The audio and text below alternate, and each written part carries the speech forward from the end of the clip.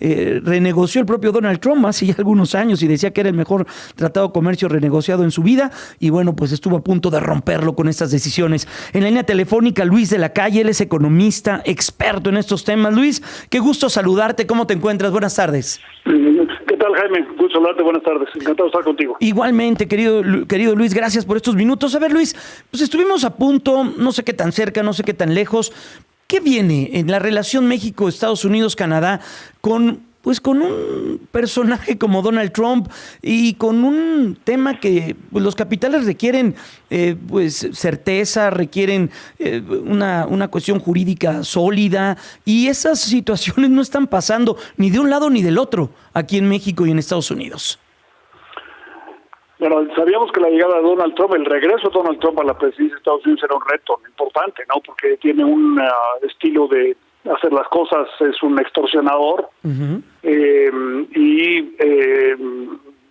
Escribió el arte de negociar hace muchos años, donde él siempre dobla la apuesta y quiere más y es insaciable, ¿no? Entonces, con Donald Trump se va a tener una relación intensa y hay que actuar de una manera estratégica, responsable, aprovechando las ventajas que tiene México, aprovechando también que hay mucha gente en Estados Unidos que depende de México y está en una posición de expresar esa situación para el propio gobierno de Estados Unidos.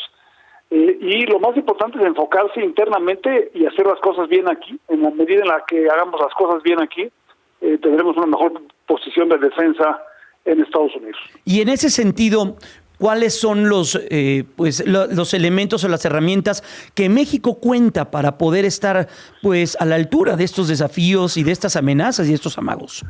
Bueno, primero darse en cuenta de que no somos un país chico, ¿no? O sea, obviamente Estados Unidos es un país mucho más grande, mucho más poderoso, pero México es el principal proveedor de Estados Unidos del mundo.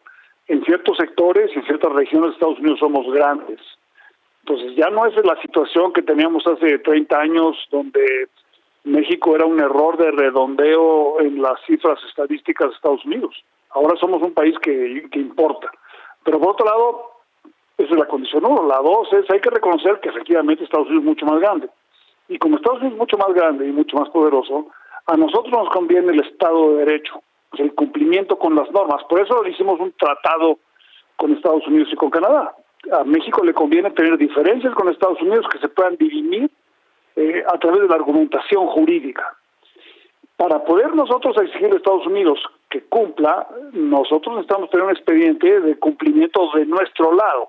Entonces, en la medida en la que México haga cosas o tenga políticas que pongan en duda nuestro compromiso con el cumplimiento en América del Norte, tendremos un argumento menos sólido para exigirle el cumplimiento a Estados Unidos. Entonces, creo que esa es la tarea más importante, cumplir de nuestro lado y fomentar la competitividad en México. Porque si somos muy competitivos, entonces vamos a tener aliados del otro lado de la frontera.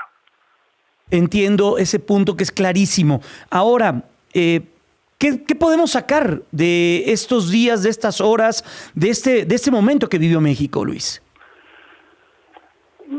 Bueno, yo creo que poner el énfasis en el largo plazo, en hacer las cosas bien en el país. Esta es una oportunidad para que en México reflexionemos de cómo somos un país más sólido, más soberano, si tenemos instituciones que funcionen, si en México podemos garantizar el Estado de Derecho, si tenemos apertura para inversión en los distintos sectores de la economía, si apostamos a favor del cambio tecnológico. Hay que recordar que la competencia con China, por más que se hable mucho del déficit, la competencia con China es una competencia por liderazgo tecnológico. Uh-huh. Pues México va a hacer la apuesta para invertir en ingenieros, en talento, en capital humano, meterle a la nanotecnología, a la robótica, a la inteligencia artificial, a la creatividad, para realmente convertirnos en un país moderno, ¿no? Y allí es donde a veces nos atoramos.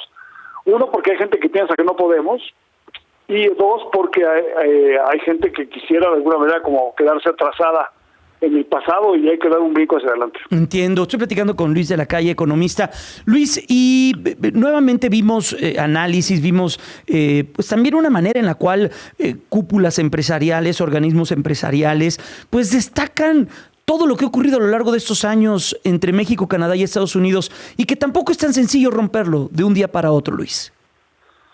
El nivel de integración que tenemos es mucho más profundo de lo que la gente piensa, ¿no? O sea, hay por ejemplo, en el sector de autopartes, el año pasado México habrá representado el 42% de todas las autopartes que importó Estados Unidos de todo el mundo.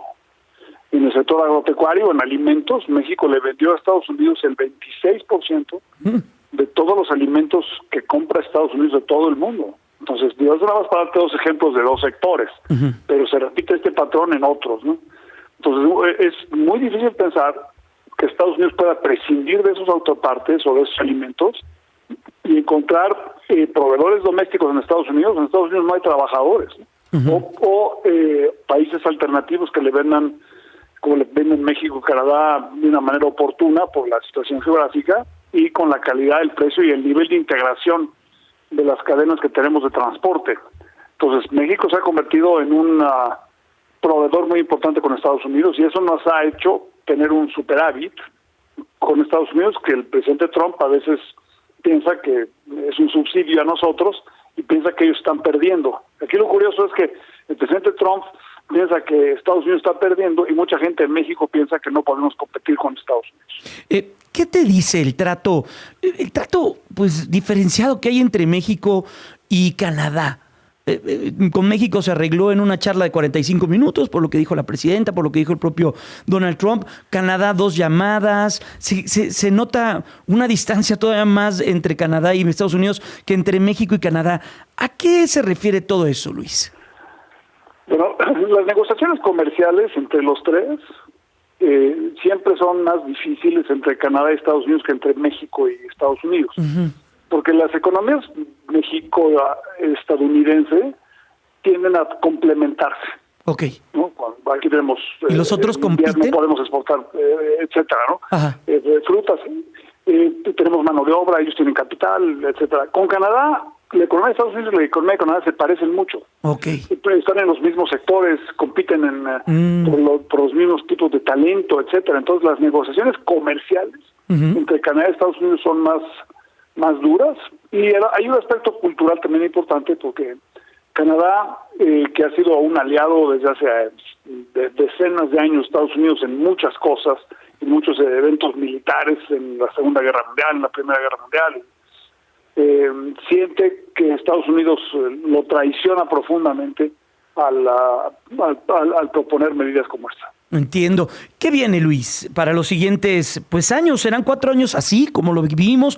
Volatilidad, encuentros, desencuentros. Viene una renegociación en el 2026 y Trump la está preparando desde ahorita. ¿Qué viene? Bueno, es difícil saberlo, ¿no? Pero los 3 primeros meses con el presidente Trump van a ser determinantes para el resto del cuatrienio. Si nos va más o menos bien con los aranceles, o sea, ha propuesto no solamente sino otros también, ¿no? Si todo el asunto de los aranceles acaba manejándose de una manera correcta, creo que vamos a tener una relación con menos sobresalto de lo que se piensa. Y si en México no caemos en muchas violaciones, porque algunas de las propuestas del Plan C del año pasado del presidente López Obrador son o pueden ser claramente violatorias de los compromisos de México. Entonces, si tenemos muchas violaciones de nuestro lado, creo que también recibiremos presiones en ese sentido por parte de Estados Unidos. Entonces, si manejamos los aranceles bien, hacemos las leyes secundarias de una manera correcta para hacer a México más competitivo, más abierto, congruente con el TEMEC, quizá acabemos teniendo una relación, sí, con muchos sobresaltos, pero en una dirección de una mayor integración con Estados Unidos.